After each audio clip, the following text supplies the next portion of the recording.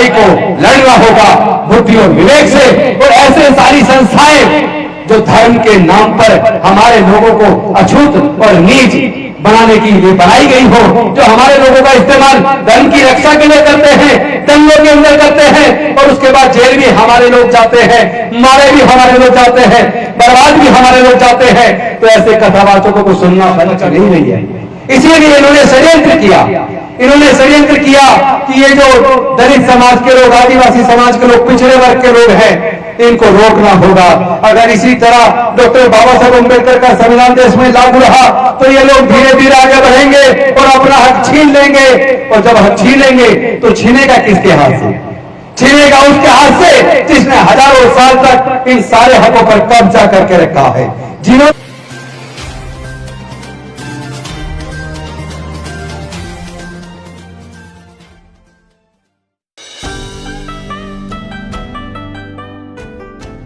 देश के प्रधानमंत्री के आर्थिक सलाहकार विवेक देवराय जी अगर ये कहते हैं कि संविधान को बदलने की जरूरत है, तो ये विवेक देवराय नहीं बोल रहे, यानी कि देश के प्रधानमंत्री की सोच है। ये सोच बनी क्यों? कभी आपने इसके बारे में सोचा? वो कौन लोग हैं जो देश के संविधान को बदलना चाहते हैं?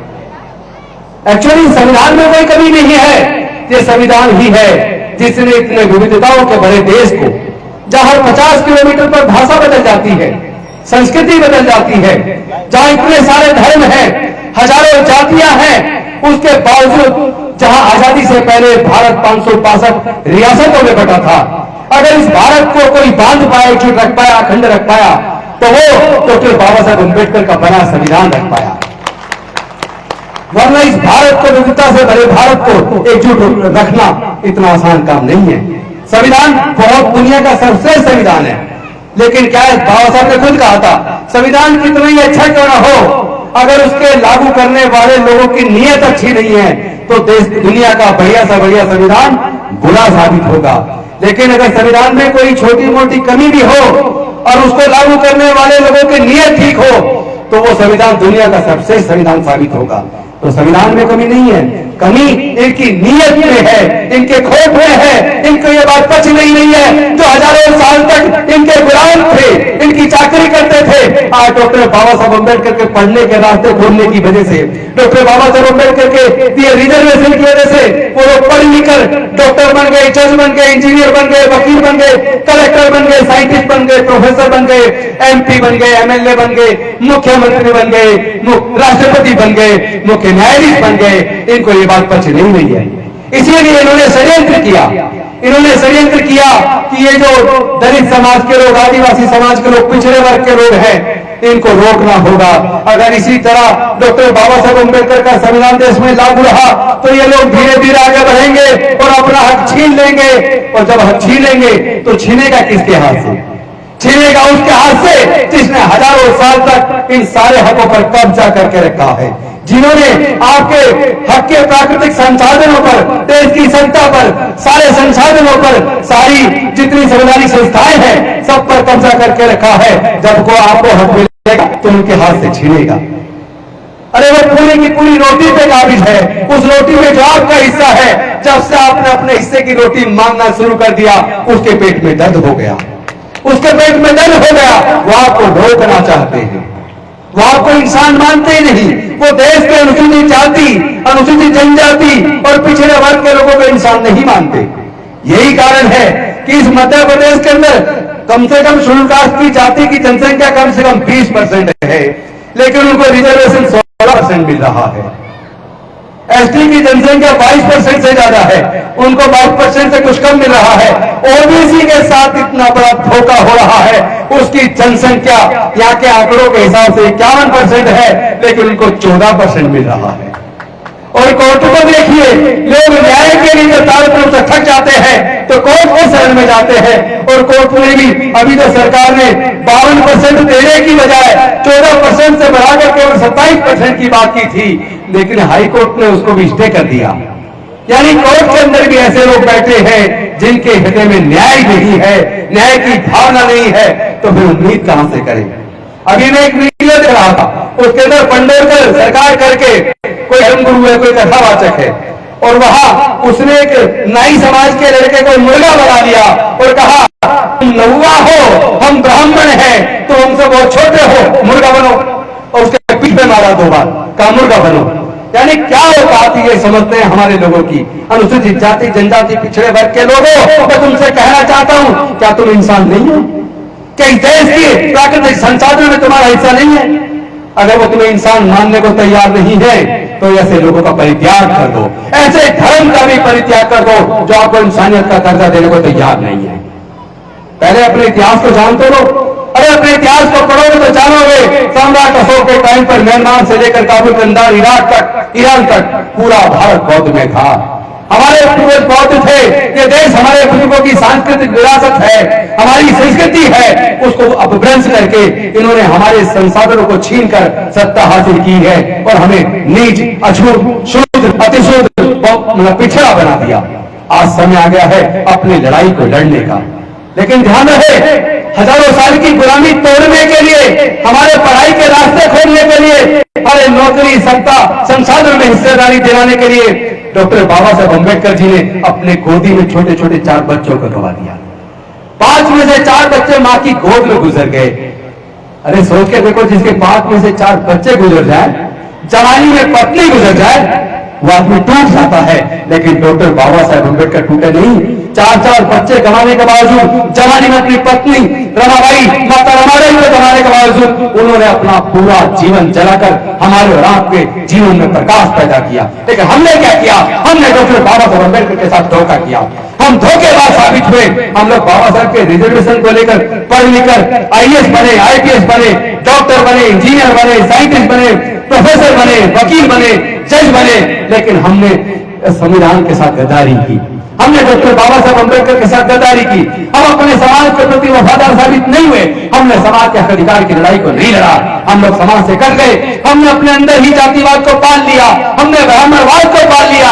हम भी तो आपस में रोटी बेटी का रिश्ता नहीं करते। अनुसूचित जाति जनजाति पिछड़े वर्ग के लोग क्या जातियों में बैठे हुए नहीं है? क्या हम जाति खत्म करने को तैयार नहीं है? किसी से भी पूछो तुम्हारे उत्पीड़न का कारण क्या है, तो वो कहता है कि मेरे उत्पीड़न का कारण जातिवाद है, जातियां है, जाति की वजह से मेरे साथ उत्पीड़न होता है। तो मैं पूछना चाहता हूं, अगर आपके उत्पीड़न का कारण जाति है तो जाति को छोड़ते को नहीं। जब तक जाति जिंदी रहेगी तब तक जाति की वजह से उत्पीड़न जिंदा रहेगा। अगर आप जाति के उत्पीड़न से मुक्ति चाहते हो तो जाति छोड़ो, समाज छोड़ो। मिशन जयभीम ने नारा दिया है, जाति छोड़ो, समाज छोड़ो। इस लड़ाई को लड़ना होगा बुद्धि और विवेक से। और ऐसे सारी संस्थाएं जो धर्म के नाम पर हमारे लोगों को अछूत और नीच बनाने के लिए बनाई गई हो, जो हमारे लोगों का इस्तेमाल धर्म की रक्षा के लिए करते हैं, दंगों के अंदर करते हैं, और उसके बाद जेल भी हमारे लोग जाते हैं, मारे भी हमारे लोग जाते हैं, बर्बाद भी हमारे लोग जाते हैं। तो ऐसे कथावाचकों को सुनना बंद कर दो। आप ये जो कारण लेके जाते हो, आपने किसी ब्राह्मण को, किसी बड़े नेता को, उसके बच्चों को, किसी अफसर को, उसके बच्चों को, किसी वैश्य को, बनिए को, किसी पूंजीपति को आपने कभी नहीं देखा होगा कावड़ लेने जाते हुए। तो क्या कावड़ लेने के लिए क्या ये गरीब दलित पिछड़े आदिवासी बचे हैं क्या? अरे क्यों अपने 15 दिन बर्बाद करते हो, अपना पैसा बर्बाद करते हो? एकजुट हो जाओ, अंधविश्वास पाखंडवाद से बाहर निकलो। ऐसी किसी भी संस्था में मत जाओ जो ब्राह्मणवाद के ऊपर टिकी हो, जो जातिवाद पर टिकी हो, जो ऊंच नीच पर टिकी है, जो छुआछूत पर टिकी है, जो हमारे लोगों को गुलाम बनाए रखने की साजिश है। ऐसी संस्थाओं जुड़ने की जरूरत नहीं है। क्योंकि जब भी दलित पर जुर्म होता है, आदिवासी पर जुर्म होता है, पिछड़े वर्ग पर जुर्म होता है, तो कहीं भी आपको RSS, बजरंग दल, विश्व हिंदू परिषद दलितों की लड़ाई लड़ती नहीं मिलेगी, पिछड़ों की लड़ाई लड़ती नहीं मिलेगी, आदिवासियों के हक अधिकार की लड़ाई लड़ती नहीं मिलेगी। आदिवासियों के जंगल छिन रहे हैं, दलितों की बस्तियां जलाई जा रही हैं, पिछड़ों का उत्पीड़न किया जा रहा है। उनको जो डॉक्टर बाबा साहब अम्बेडकर संविधान के माध्यम से देकर गए, उसको भी छीना जा रहा है। एक तरफ तो उन्होंने पढ़ाई महंगी करके हमारे बच्चों से पढ़ाई छीन ली, ऊपर से जो नौकरियां मिल जाए करती थी वो ठेकेदारी प्रथा में ठेके में देकर हमारी नौकरियां भी छीन ली। इतना पैसा है नहीं कि व्यापार कर ले, लेकिन फिर भी हमें अपनी अर्थव्यवस्था खुद बनानी होगी। हमें अपने समाज को अपने पैरों पर खड़ा करना पड़ेगा। हमें इस लड़ाई को बुद्धि और विवेक से लड़ना पड़ेगा। लेकिन इसको लड़ने के लिए सच को जानना जरूरी है। पहले सच को जानो और उसके बाद सच को मानो। अभी तो आप सच स्वीकार ही नहीं करते। अगर आप ये सच जान चुके हैं कि आपके उत्पीड़न का कारण जाति है, तो आप जातियों को छोड़ने को तैयार क्यों नहीं होते? आप आपस में रोटी बेटी का रिश्ता करने को तैयार क्यों नहीं होते? और ये ध्यान रखना, आप जब तक जातियों में बने रहेंगे, जब तक आप अपने अंदर भी जातिवाद को जिंदा रखेंगे, तब तक आपको जातिवाद से और इस उत्पीड़न से छुटकारा मिलने वाला नहीं है। मैं एक बात और कह देना चाहता हूं, जो 2 अप्रैल 2018 को SC/ST एट्रोसिटीज एक्ट को बहाल करवाने के लिए आपने आंदोलन लड़ा, हमारे हजारों लोगों को जेल में डाल दिया, हजारों हमारे युवाओं पे केस चल रहे हैं। मैं चेतावनी चाहता हूं, 2024 के चुनाव में जो सरकार आए, जो भी पार्टी हमारी वोट मांग जाए, उससे कहना होगा हमारी कुछ मांगे हैं। पहला तो हमारे नौजवानों पर, जिन पर भी ये झूठे केस बने हैं, इन केसों को आपको वापस लेना होगा। दूसरी बात, जो सरकारें हमारे बच्चा चाहे जितना भी पढ़ना चाहे, डॉक्टर बनना चाहे, इंजीनियर बनना चाहे, जज बनना चाहे, कलेक्टर बनना चाहे, उसकी पढ़ाई का पूरा खर्चा जो सरकार नहीं उठा सकती, ऐसी सरकार हमें जरूरत नहीं है। ऐसी सरकार की जरूरत नहीं है जो हमारे बच्चों को पढ़ा ना सके। ऐसी सरकार की हमें जरूरत नहीं है जो ठेकेदारी प्रथा को दूर करके हमारे लोगों को अधिकार देकर हमारा रिजर्वेशन बहाल करे। जो सरकार ऐसा नहीं करने को तैयार है, जो भी पार्टी सामाजिक न्याय के सिद्धांत के विरुद्ध है, ऐसी पार्टी को आईना दिखाने की जरूरत है, ऐसी पार्टी को सत्ता से बाहर करने की जरूरत है। हमारी वोट कोई ऐसे नहीं मिल गई, ये वोट का अधिकार तुम्हें ऐसे नहीं मिला है क्योंकि तुम्हें वोट की कीमत का पता नहीं है। जब संविधान सभा में इस बात पर चर्चा शुरू हुई कि अब अंग्रेज जाने वाले हैं, अब हमें अपना संविधान लिखना है, अपनी वोट से अपने लोगों को चुनना है, तो चर्चा ये हुई कि वोट का अधिकार किसको मिलना चाहिए। आपको ये जानकर ताज्जुब होगा, संविधान सभा के सदस्य केवल इनकम टैक्स पे करने वाले लोगों को वोट का अधिकार देना चाहते थे। केवल बड़े जमींदारों को, बड़े पूंजीपतियों को और ग्रेजुएट को वोट का अधिकार देना चाहते थे। लेकिन डॉक्टर बाबा साहब अम्बेडकर जी ने सोचा, इस मनुस्मृति में जो व्यवस्था थी, उसमें हमारे लोगों के पढ़ने लिखने पर धार्मिक बंदिश थी, हमारे लोगों के व्यापार करने पर धार्मिक बंदिश थी, हमारे लोगों के संपत्ति रखने पर धार्मिक बंदिश थी, जिसकी वजह से ना हमारे लोग ग्रेजुएट बन पाए, ना व्यापारी बन पाए, ना इनकम टैक्स पेई बन पाए, ना जमींदार बन पाए। तो फिर इसका मतलब हमारे लोगों को ये वोट का अधिकार नहीं देना चाहते।